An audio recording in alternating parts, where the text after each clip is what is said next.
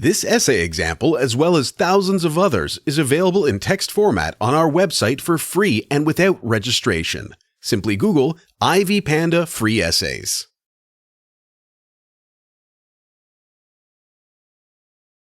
The play presents readers with the world of royalty and the well-knit state, the world of Duncan, his two sons, Banquo, Macbeth, and the whole of Scotland and England. This world must have been recreated on Shakespeare's stage.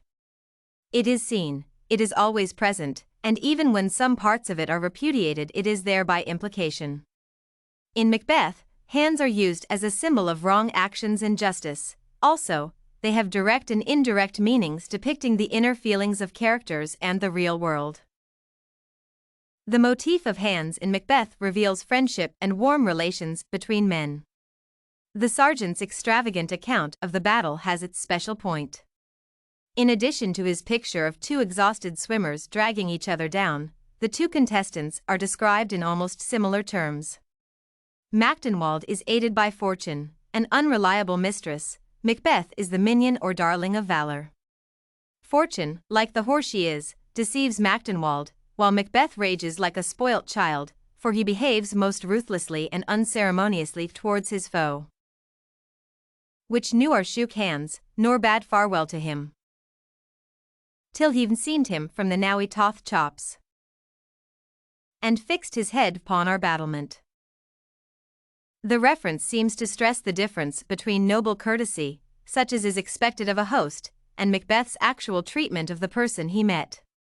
Of course, it describes the logical code of conduct in war, but the violent image and the praise of Macbeth by Duncan which immediately follows should be noted. Before the crime, which is not represented directly on the stage, is committed, the dramatist carefully builds up the atmosphere of darkness and the heavy sense of the presence of evil, contrasting with its touches from the world of light and graciousness. If anything could have recalled Macbeth to the world of order to which he should have belonged, the gift of the diamond from the king should.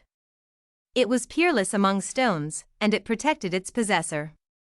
We should remember that he has this on him when he goes to kill the kinsman and king who sent it to him. Macbeth's ambiguous words about the weird sisters are met by Banquo's frank statement that so long as his mind is free and his loyalty is without stain, he is ready to discuss any suggestion made by his friend. These words cannot recall Macbeth to reality. His duty to the king, the honors done him, and his position as host, have to give way to what he has willed, the murder to which he is to be summoned by the bell. The scene when Lady Macbeth cannot clean her hands from the blood depicts that hands have a symbolic meaning connected with the personality and destiny of the main character. Macbeth tries to bolster his confidence by remembering the words of the spirits who know the future and immediately after, upset by the pale and frightened face of the servant, plunging into despair. When he asks the doctor about his wife, in a moment his attention shifts from her to himself. The motif of hands has a special meaning during the murder scene. Macbeth is again contemplating himself from outside himself. Lady Macbeth and himself develop what resembles a musical figure, the one, Macbeth, descanting on the fantastical or imagined world which evil has brought into being, the other, with a ground base of practical, common-sense short lines trying to recall him to the world of reality. In every case, each of these sensible remarks has ironic overtones which she cannot at this stage realize. A little water clears us of this deed, how easy is it then? Lady Macbeth exclaims. What will these hands any re be clean? No more o' that. My lord, no more o' that, you mar all with this starting. To some extent, hands are connected with order and peace.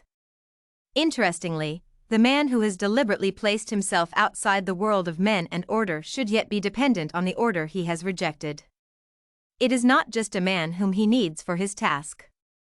The murderers may be men in the catalogue, the mere list which distinguishes men from vegetables. He requires a man of spirit from the valued file, the list which makes distinctions between men and places them in order.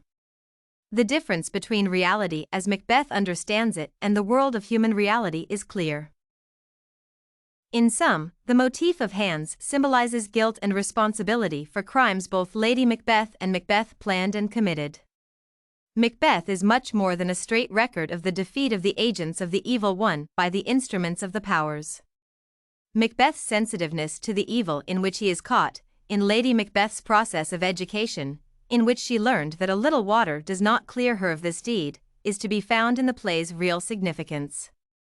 Macbeth may illustrate a moral principle or lend support to our observations of human beings, but these, as we set them down, do not seem to be as meaningful as the living experience of the play.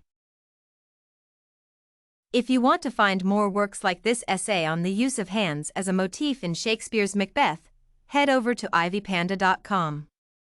It has a collection of samples with thousands of submissions covering virtually all academic subjects.